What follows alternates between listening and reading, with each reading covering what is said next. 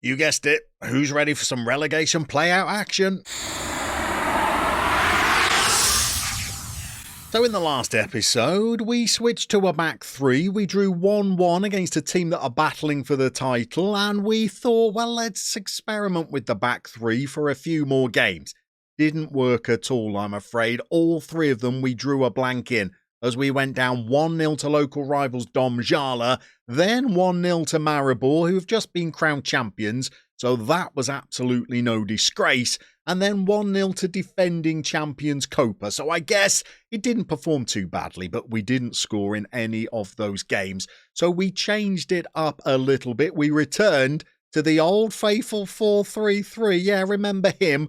We played Telia, the team who we were scrapping it out with, to escape the relegation playout position, and we beat them 1-0, and we looked good in this game as we had 16 efforts on goal, 10 of them were on target, and we scored in the first half through Nate Slavets, which meant that all we had to do on the final day of the season was better Telia's results, and we would leapfrog them, and they would have to have a relegation playout instead. They were playing bottom of the table Mura. You'd think that would be a very easy tie for them, but Mura took the lead, Telia equalised, and it meant that all we needed to do was beat Olympia and we would be safe. And we played quite well in an even game, but they took the lead through a corner in the first half.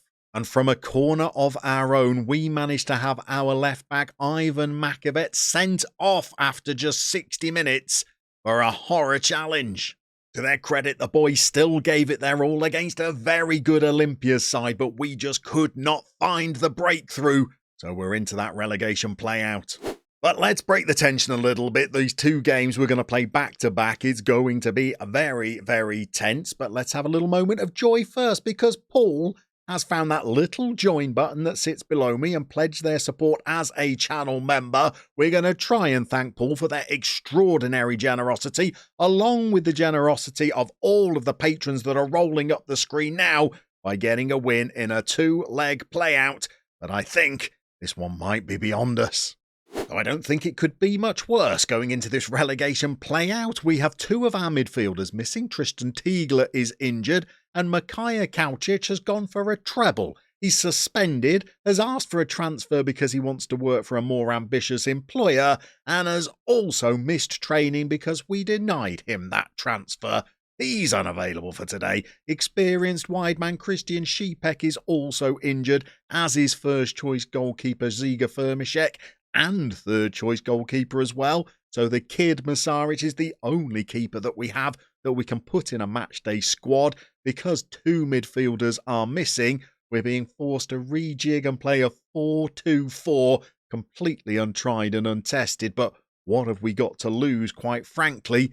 In this afternoon's game, we're going to be bringing in Zenkovic, who's announced that he's leaving at the end of next season on a free transfer. Gregorine's going to be coming back in, having missed 2 months out injured. Ivacic, who's played some substitute appearances and has not done very well in any of them, is going to be playing up front. The team looks disastrous, and it's the best that we can put out for the first leg of this relegation playout. For this crucial relegation playout match, we will be facing the impossible to pronounce Krška, the side that finished runners-up in the second tier. Based out near the Croatian border, Krška are a club who have yet to win a major honour, but they have appeared in the top flight and were last there in the 2018-2019 season. They've had back-to-back ninth-placed finishes over the last two campaigns, but have improved to finish runners-up this year. At least some of the jeopardy has been relieved from this game by the fact that the board have offered us a new 2-year contract,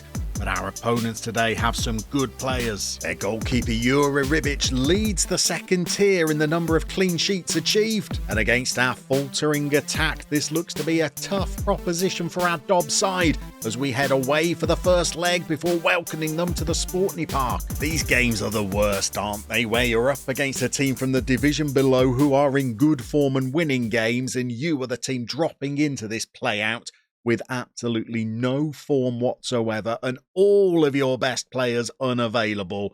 This is going to be an uphill struggle, even though if we were against them 2 seasons ago, I'd have been confident, but we've lost players since then, And if we can pull this two-legged tie off with a victory, I think we will have done very, very well. As they come forward early, we win the ball, send it long, don't challenge for the header, and we've got to win it back all over again. They've got acres of space down the flanks, and they've got time to get a ball into the box. And they've taken a very early lead. Thank goodness for that contract that they offered us. We're going to be here next season for the rebuild. How are we going to rebuild when the players that are coming through these youth intakes are absolute dross? There's only Kaučić that we've ever brought into the first team that has shown any kind of form whatsoever, and now he wants to leave.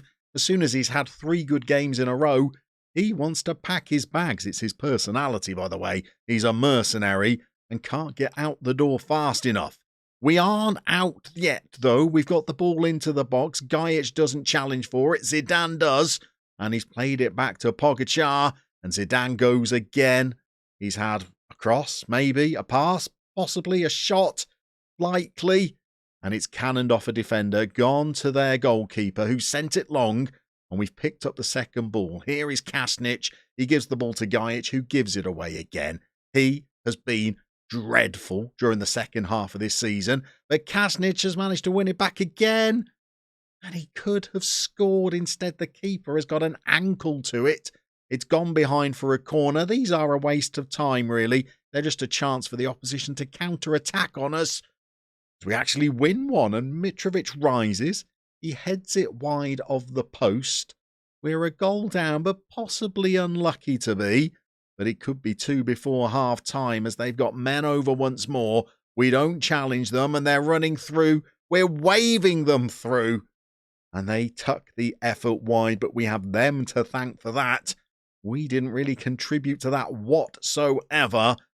As the youngster, well, he got a cross. I think it actually flicked off the bar. They've had 6 shots, 1 of them on target. That's the goal. We've had 3, 2 of them on target, but nothing to show for it. We've taken youngster Ivacic off at half-time. He was not playing well. We've brought on Nate Levets for the second half. He broke a 20-plus game streak without a goal by scoring in that win over Telia.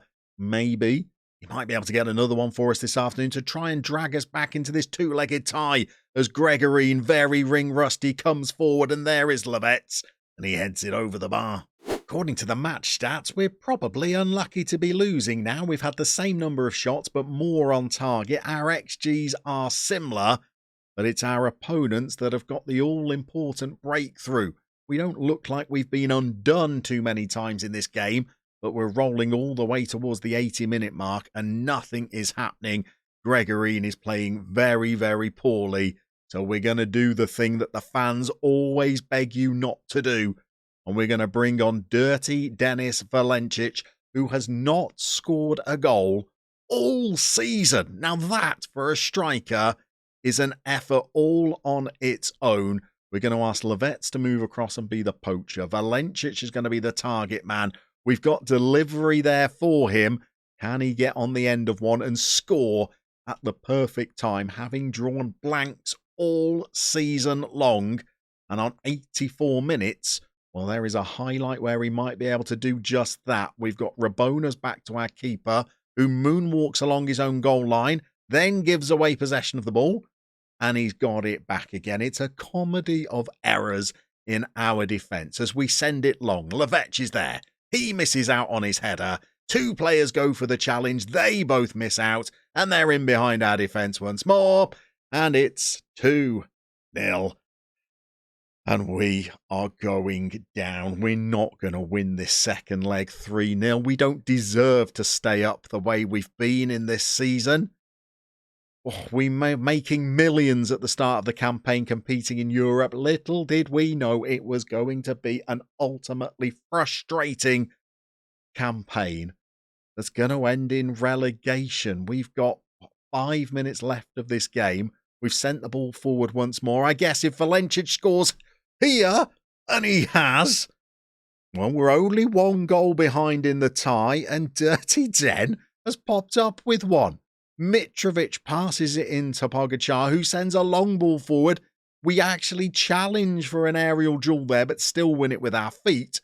And Valencic has an effort that actually hits the back of the net. Maybe we're back in this. We might even be back in it on the night because we've sent another ball forward and we're in, and Gajic is now in on the act. It's now 2-2 on the night. Maybe I've written these players off too early. We've come from 2-0 down with 2 goals in the space of a little over 2 minutes. Levec has been involved in them both. Mitrovic heads it against the bar and Gajic slots into a net that was guarded, and he's done it from a very tight angle.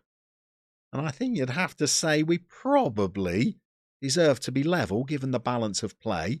And we're not even at 90 minutes yet, and we go for a third, except we've given it away on the halfway line again. And we've got to try and prevent them from taking the lead once more. And they have done exactly that. What is going on as that ball goes into the box? It's Petek, I'm sure of it once more. We will pause and check during the replay. And we are a goal behind again. Let's see, where is he? There he is. Is he the man responsible for not even jumping as the ball comes into the box? He did jump, to be honest. He's just been beaten in the air by a better man, a better player. And we are going to have it all to do in the second leg, despite being up on the XG. We are behind on the scoreboard. We've got a lot of work to do. So for the second leg, we're ditching Petek. I just can't deal with it any longer. Shalaman comes in. Makovets returns at left back. Kaučić comes into the midfield. And we're actually going to give Dirty Dennis the nod, given his goal in the first leg to spark the comeback. Let's see whether this 4-2-4 can go out and produce an unlikely miracle. Here we go then. Place your bets now. The 4-2-4 has got to come from a goal down after the first leg and try and get us 2 goals on the night without us even conceding.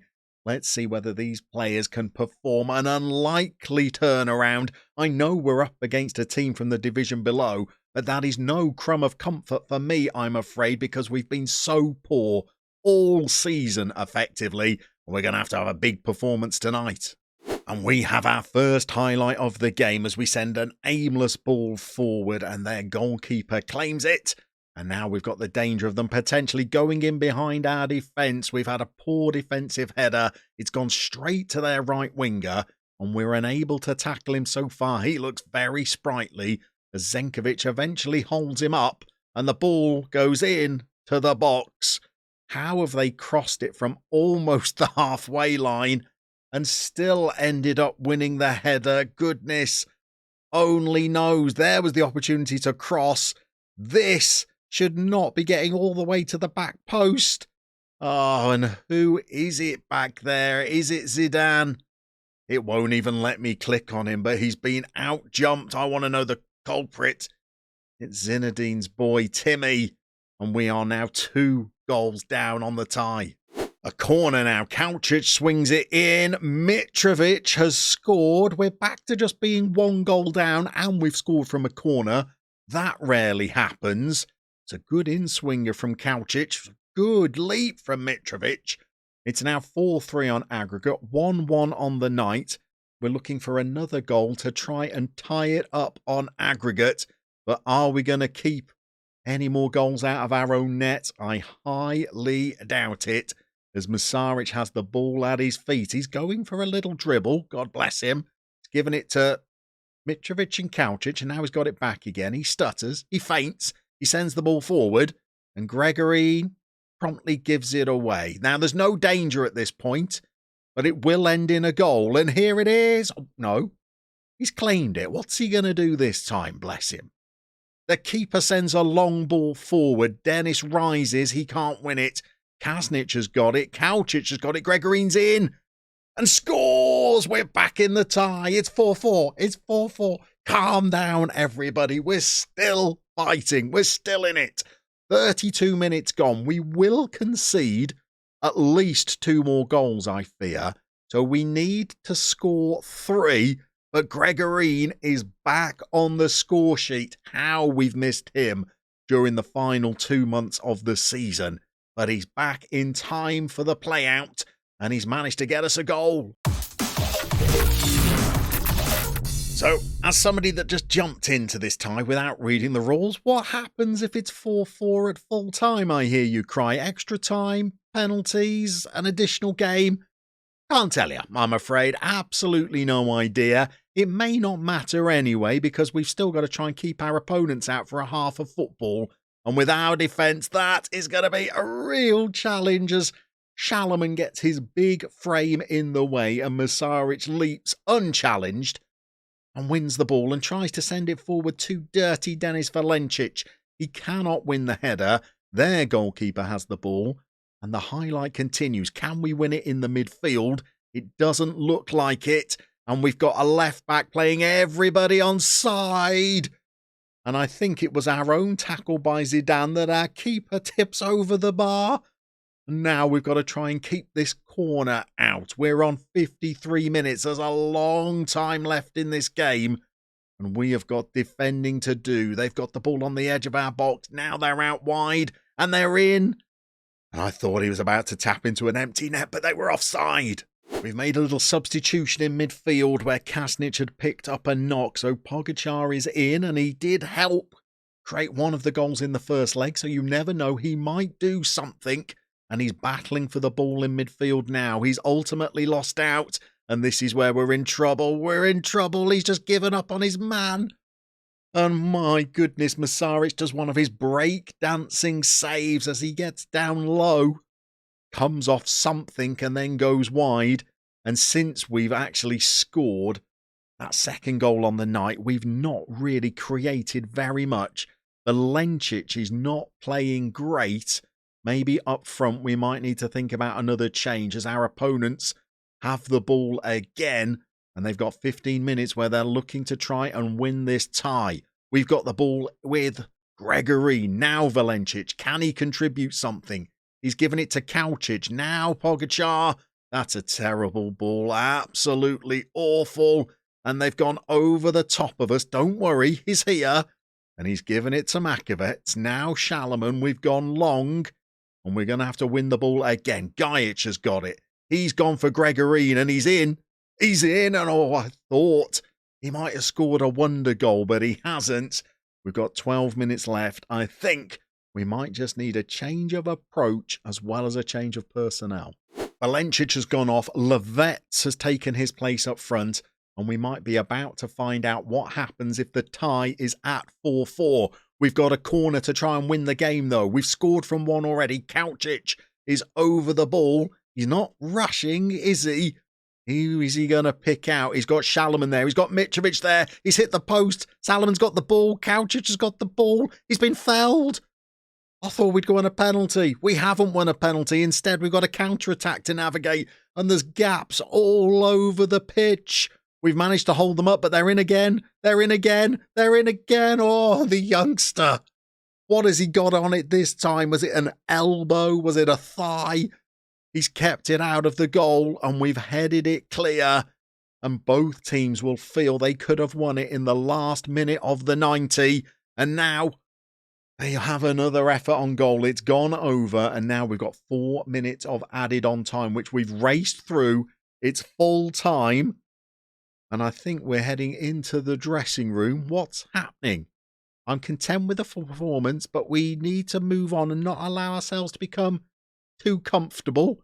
It's finished 4-4. There's no extra time. What on earth has happened? Away goals. Always loved them. And obviously I was just keeping it interesting for your benefit. I'd had a look and saw that away goals were going to count. We got what? We got 2 away from home. We got 2 at home. They only got 1 goal away from home. So we've managed to do the job on away goals. We're not going down, people. We've not been relegated. Let's look at the league table. We've stayed up.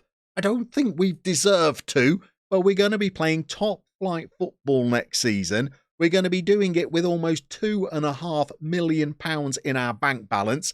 It's time to go and ask for new facilities all round, and we need to have a very good think about what on earth we are going to do tactically for next season, because I cannot have another season like the one we've just had.